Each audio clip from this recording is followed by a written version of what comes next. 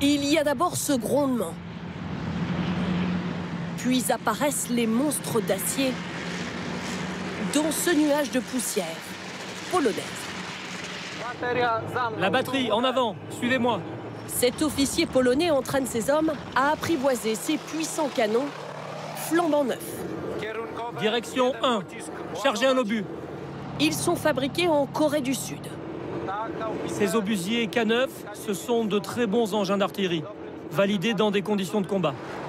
Ce sont leurs premiers exemplaires sur une commande colossale de plus de 600 canons. Ces obus ont une portée de 40 km. Prends-en un troisième. Ce qui est crucial, c'est le facteur temps. La Pologne fabrique des engins presque identiques, mais avec la Corée, le délai de livraison est beaucoup plus court. Artilleur depuis 12 ans, Darius partage ce sentiment d'urgence face aux Russes. On ne sait pas ce qui peut se passer. Il y a 2 ans, personne ne pensait que la guerre en Ukraine éclaterait. De peur d'être une cible, la Pologne multiplie les contrats d'armement. Avec la Corée du Sud, 1000 chars d'assaut, 50 avions de chasse, près de 300 lance-roquettes. En plus des commandes américaines, avec des centaines de chars notamment. À terme, la Pologne aura donc 6 fois plus de chars que la France. Pour comprendre l'ambition de Varsovie, rendez-vous à la direction de l'armement. L'objectif est assumé, devenir un géant militaire, la première armée de terre en Europe.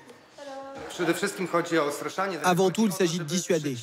Le but, c'est que si l'ennemi envisage une potentielle agression, qu'il se rende compte que c'est l'échec assuré. Cette menace plane particulièrement sur le nord de la Pologne.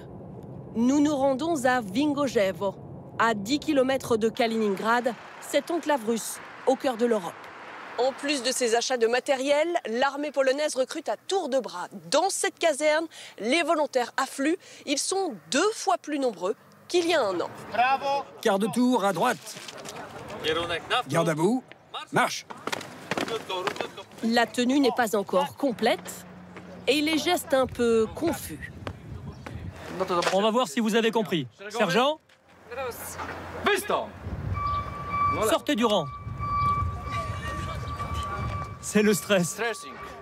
C'est seulement leur 3e jour de service militaire volontaire. En majorité, ce sont des femmes. Justine, 35 ans. Natalia, 27 ans. Monica, 42 ans. Sandra, 21 ans. Carolina, 23 ans. Elzbieta, 46 ans. Nos familles vont se sentir rassurées en voyant l'armée se moderniser et être capable de se défendre en cas de besoin.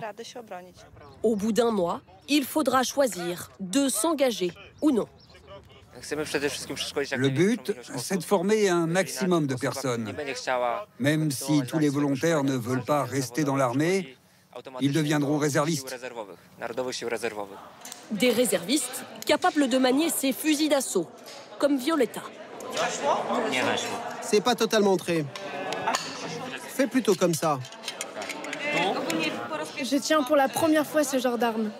Et c'est vrai que c'est très impressionnant.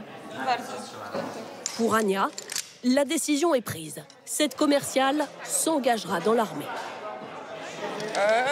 Je veux pouvoir défendre la patrie en cas d'attaque.